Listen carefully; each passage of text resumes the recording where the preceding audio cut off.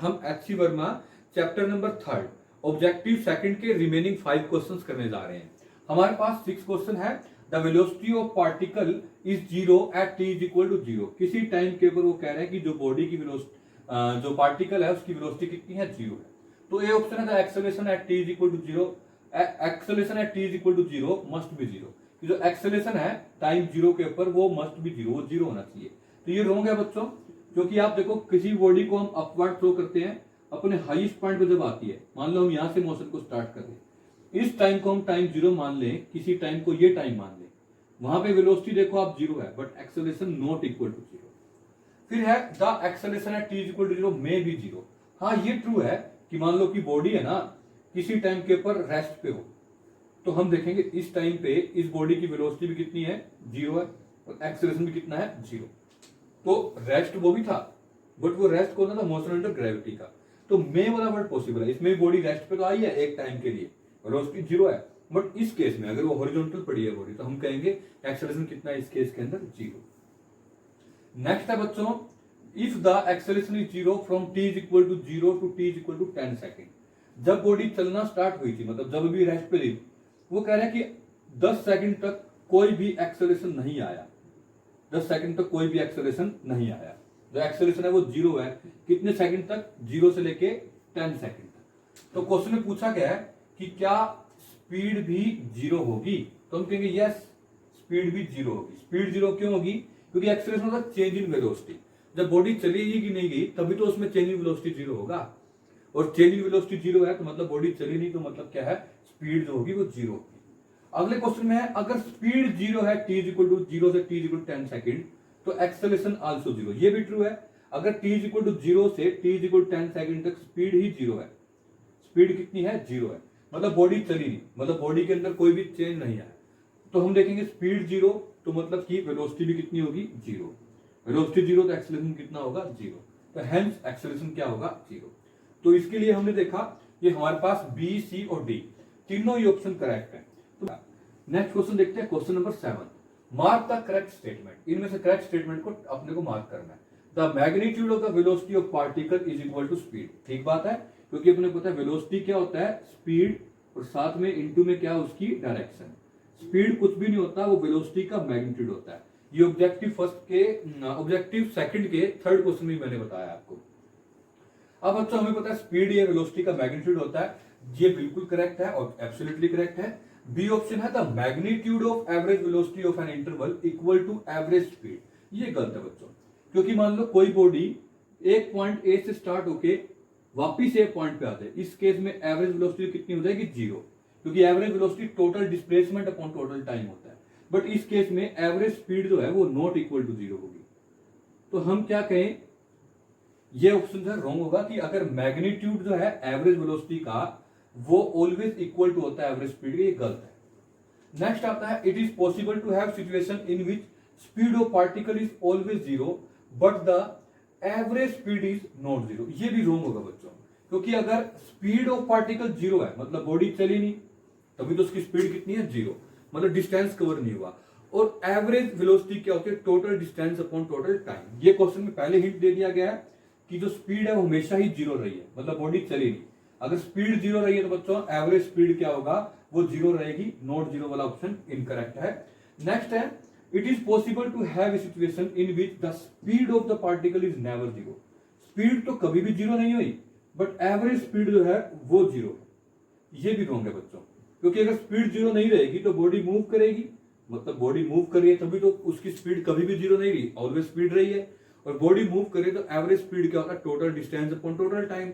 Distance किसी case में भी बॉडी मूव करे तो डिस्टेंस कदापि 0 नहीं आ सकता, तो इसका मतलब डिस्टेंस होगा, तो एवरेज स्पीड जो है ना वो 0 नहीं आएगी, क्योंकि एवरेज स्पीड का फॉर्मूला क्या होता है, total distance upon total time. तो अपने को पता है जब बॉडी चल रही होगी उसकी स्पीड ही कभी 0 नहीं आई, तो एवरेज स्पीड भी कभी भी 0 नहीं आ सकती। तो ये वाला ऑप्शन क्या है, इनकरेक्ट है। The velocity time plot for a particle moving on a straight line is shown in figure. Velocity time का ग्राफ दे रखा है।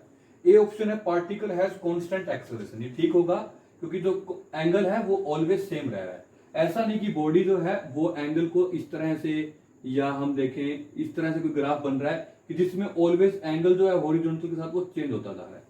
तो एक बार दोबारा समझ लीजिए, ये तो कांस्टेंट वेलोसिटी ग्राफ है। मान लो अगर यही ग्राफ इस तरह से होता तो आप देखिए हॉरिजॉन्टल के साथ अभी एंगल अलग है, इस टाइम पे एंगल क्या है, अलग है। तो ये एक्सेलरेटेड मोशन का ग्राफ था। अगर हम देखते तो हम देख रहे हैं वेलोसिटी टाइम ग्राफ की जो स्लोप होती है, मतलब जो एंगल होता है, वो अपने को एक्सेलरेशन देती है। तो एंगल क्या है इस पूरे थ्रू आउट कॉन्स्टेंट है, इसलिए ये ए ऑप्शन जो है वो करेक्ट होगा। फिर वो कह रहे हैं the particle has never turn around, particle जो है वो कभी मुड़ा ही नहीं। तो ये रॉन्ग है बच्चों, क्योंकि आप देखो जो बॉडी की वेलोसिटी थी किसी टाइम पे 10 थी, कम होती होती होती 10 सेकंड के अंदर वेलोसिटी कितनी होगी, 0। फिर उसके बाद opposite side negative side velocity होगी, मतलब -10 -20। तो इसका मतलब क्या हुआ, वेलोसिटी कम हुई होगी, कम होते होते होते एक टाइम ऐसा आएगा बॉडी रुक गई होगी, फिर उसके बाद अपोजिट साइड चलते हैं। जैसे कि मैं कह दूं अगर ये मार्कर आपकी साइड जा रहा है, एक टाइम ऐसा आएगा इसकी धीरे धीरे स्पीड कम होगी, रुक गई, फिर ये वापिस आने लग गया। तो अभी क्या है, ओरिजिन से क्या हो रहा है, टी जब टाइम जो था 10 सेकंड था, 10 सेकंड के ऊपर हम वेलोसिटी को 0 पा रहे हैं, फिर वेलोसिटी अपोजिट सर्विस का मतलब क्या होगा, बॉडी ने टर्न लिया ही होगा। नेक्स्ट है the particle has 0 displacement, displacement 0 हुआ। ये रॉन्ग होगा बच्चों, क्योंकि वेलोसिटी टाइम ग्राफ का जो एरिया होता है वो होता है वेलोसिटी टू टाइम। तो ये जो एरिया है ऊपर वाला एरिया और जो नीचे वाला एरिया ये अलग अलग है, मतलब डिस्प्लेसमेंट इसमें अलग था, इसमें अलग था। अगर इक्वल होता ना तो net displacement positive negative cancel हो जाता, तो हम कहेंगे डिस्प्लेसमेंट तो बॉडी का हुआ हुआ है।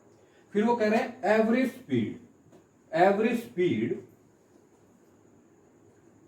in the interval 0 to 10 second is the same as the average speed in the interval 10 to 20 second। ये ठीक होगा बच्चों, क्योंकि आप देखो जो एक्चुअली जो डिस्टेंस कवर हुआ है या जिसको हम डिस्प्लेसमेंट बोलते हैं वेलोसिटी केस में, वो इसका एरिया 0 से 10 सेकंड के लिए और 10 से 20 के लिए ये एरिया सेम रहेगा। क्योंकि आप समझ सकते हो इसके लिए बेस जो है, इसको ध्यान से समझो, बेस इसके लिए क्या है 10, हाइट क्या है 10। इस सेक्शन पे आ जाए तो देखो यहां से हाइट कितनी है 10, ये हाइट कितनी है 10 और बेस कितना है 10। तो हम देखेंगे जितना डिस्प्लेसमेंट इसमें कवर हुआ उतना ही इसमें हुआ है, बस एक में पॉजिटिव साइड हुआ एक में नेगेटिव। बट अपने पता स्पीड का पॉजिटिव नेगेटिव साइड से कोई लेना देना नहीं है। तो हम देखेंगे इस दोनों ही केसेस के अंदर जो स्पीड होगी वो क्या होगी, सेम। तो स्पीड जो होगी 0 से 10 तक और 10 से 20 सेकंड के लिए सेम कवर होगी। आइए बच्चों हम नेक्स्ट क्वेश्चन देखते हैं, क्वेश्चन नंबर 9। क्वेश्चन नंबर 9 में कहा गया है कि इस फिगर के अंदर पोजीशन ऑफ पार्टिकल दिखा रखी है। देखो ये पोजीशन है जो कि टाइम के साथ दिखा रखी है। वो कह रहा है particle has come to rest 6 time. बच्चों अपने पता है एक्स टी ग्राफ के लिए, पोजीशन टाइम ग्राफ के लिए स्लोप होता है, जो एंगल होता है वो अपने को क्या रहता है, वेलोसिटी, जो कि एक्स बाई टी होता है। तो आप एंगल देखो कहां कहां 0 है। यहां से बॉडी टर्न ले रही है एक, ये यहां से ऊपर से टर्न ले रही है 2 3 4, ये 5 और ये 6। तो 1 2 3 4 5 6 बार ऐसा हुआ बच्चों जो एंगल है वो 0 है। तो इसलिए हम कहेंगे ए ऑप्शन करेक्ट है। मैं एक बार एंगल दोबारा बताता हूं कैसे देखते हैं। यहां पर हम टेंजेंट लेते हैं हल्का सा और हॉरिजॉन्टल एंगल से इसका एंगल देखते हैं। तो थीटा जो है 0 है। थीटा किसकी रेशियो बताता है, एक्स और वाई की, स्लोप इसकी। तो हम देख रहे हैं इस केस में, तो ये 6 केसेस हैं, तो हम कहेंगे ये जो ऑप्शन है करेक्ट है। वो कह रहा है maximum speed is T equal to 6 second. तो T is equal to 6 second कहीं यहीं आके पड़ता है। तो इसमें जो एंगल में चेंज हो रहा है ना वो कोई खास नहीं है, पर यहां देखो एकदम से शार्प बॉडी नीचे आ रही है, शार्पली यहां से ऊपर जा रही है। तो हम कहेंगे इससे पहले भी यहां तो आप देखो स्मूथ सी कर्व बन रही है ऐसे, बट यहां देखो शार्प कर्व बन रही है। तो इस केस में वेलोसिटी ज्यादा हो सकती थी, पर अभी वो क्वेश्चन पूछा नहीं। बट 6 सेकंड के ऊपर तो मैं मानता नहीं कि यहाँ पे जो शार्प कर्व ज्यादा है, तो इसलिए ये तो रॉन्ग होगा। फिर है the velocity remain positive for t is equal to 0 to t is equal to 6 second. मतलब कि स्टार्टिंग से लेकर 6 सेकंड तक वेलोसिटी पॉजिटिव। नो, इस केस में पोजीशन जो है वो नेगेटिव होती जा रही है, फिर पॉजिटिव हो रही है, फिर नेगेटिव हो रही है। तो इसका मतलब क्या हो गया, जो वेलोसिटी है वो बीच बीच में नेगेटिव भी हो रही है, पॉजिटिव भी हो रही है, फिर क्या हो रही है, नेगेटिव भी हो रही है। तो बच्चों वेलोसिटी रिमेन पॉजिटिव, ये गलत हो गया हमारा। नेक्स्ट है हमारे पास the average velocity for the total period shown in negative. जो एवरेज वेलोसिटी है वो नेगेटिव है। बच्चों आप देखो इसकी पोजीशन यहां थी, अगर आप स्ट्रेट लाइन से ये मिलाते हो ना तो इसकी पोजीशन यही एग्जैक्ट यही बनती है। इसका मतलब क्या हो गया, जो नेट डिस्प्लेसमेंट थी, मैं इसको अच्छे से बना देता हूं आपको दिखाई ना दे रहा हो तो, नेट डिस्प्लेसमेंट है वो कितना है, 0 है। तो पॉजिटिव नेगेटिव का सवाल ही नहीं है, जहां से चले वही बॉडी आ चुकी है, तो डिस्प्लेसमेंट 0 है। तो इसलिए हम कह नहीं सकते कि जो एवरेज वेलोसिटी है वो नेगेटिव है। अब हम देखते हैं क्वेश्चन नंबर 10। ये हमारा लास्ट क्वेश्चन रहेगा। वो कह रहा है कि एक्सेलरेशन है वो टू अलग अलग फ्रेम से देखा गया, S1 और S2 से। फ्रेम बच्चों ऐसे समझो जैसे कि मतलब आप ट्रेन में जा रहे हो, वो आपका पूरा एक फ्रेम है, आप रेस्ट पे हो मोशन, वो ट्रेन डिसाइड करेगी। तो अभी आप मान लेते हैं कि हाँ जो दो अलग अलग फ्रेम है S1 और S2, उनके अंदर एक्सेलरेशन कितना है 4 मीटर पर सेकंड स्क्वायर। तो बच्चों देखो ये हमारे पास S1 है जो कि है 4 मीटर पर सेकंड स्क्वायर, और दूसरा फ्रेम है S2 वो भी क्या है 4 मीटर पर सेकंड स्क्वायर के एक्सेलरेशन चल रहा है। तो बच्चों अभी अपने से क्या क्वेश्चन पूछा गया है, वो फर्स्ट क्वेश्चन हम देखते हैं पहले। The frame must be at rest with respect to each other. जो दोनों फ्रेम है रेस्ट पे दिखाई देंगे, मतलब जब दोनों सेम एक्सेलरेशन चल रहे होंगे तो क्या दोनों सेम दिखाई देंगे। अब ध्यान से सुनो बच्चों, ये तो कंडीशन थी मैंने आपको बताई। एक कंडीशन ये भी तो हो सकती है, सेकंड कंडीशन, कि कोई बॉडी S1 वाले तो उधर जा रही हो कितने एक्सेलरेशन से 4 मीटर पर सेकंड स्क्वायर से, और जो S2 वाली बॉडी है वो इसके अपोजिट साइड आ रही हो, वो कितने से आ रही हो 4 मीटर पर सेकंड स्क्वायर से। तो आप देखना इस केस में तो नेट एक्सेलरेशन कितना बन जाएगा 4 वो समझा रहे, दोनों अपोजिट साइड उनकी स्पीड से हो रही है। इसमें दोनों एक दूसरे को किस में देखेंगे कांस्टेंट एक्सेलरेशन पे या जीरो एक्सेलरेशन पे, सॉरी। तो ये तो जरूरी नहीं ना, तो मस्ट वर्ड आ गया, देखो the frame must be at rest, दोनों एक दूसरे को रेस्ट पे दिखाएंगे, जरूरी नहीं है। ये कई बातों पे डिपेंड करती है। अगर मान लो इसकी स्पीड पहले कुछ भी नहीं थी, इसकी स्पीड बहुत ज्यादा थी, इसमें एक्सेलरेशन हमने 4 दिया, उसमें भी 4 दिया, तो हम देखेंगे अभी भी क्या है कि उस स्पीड पे भी डिपेंड करेगा। वो तो छोटी सी बात है, पर इससे आपको इजीली समझ आ गया मस्ट वर्ड आने से क्या हो जाएगा, ये ऑप्शन रॉन्ग हो जाएगा। जीरो दिख सकता था, वो एक केस था। अब है the frame may be moving with respect to each other but neither should be accelerate with respect to each other. वो कह रहा है कि दोनों जो फ्रेम है वो मूव तो कर रहे हैं एक दूसरे के रिस्पेक्ट में, बट कभी भी एक्सेलरेट नहीं हो रहे। नो बच्चों, इसमें नहीं हो रहे ना एक्सेलरेट, इसमें तो हो रहे हैं। दोनों में 8 मीटर पर सेकंड स्क्वायर का एक्सेलरेशन आ जाएगा, ये भी रॉन्ग होगा।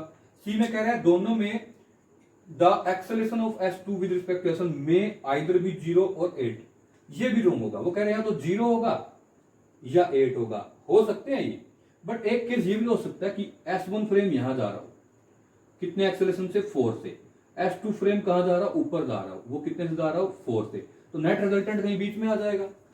तो अपने को पता है दोनों एक साथ होंगे तो दोनों में नेट 0 एक्सेलरेशन आएगा, अपोजिट साइड होंगे 8 होगा, लेकिन इनके बीच की कोई भी वैल्यू हो सकती है।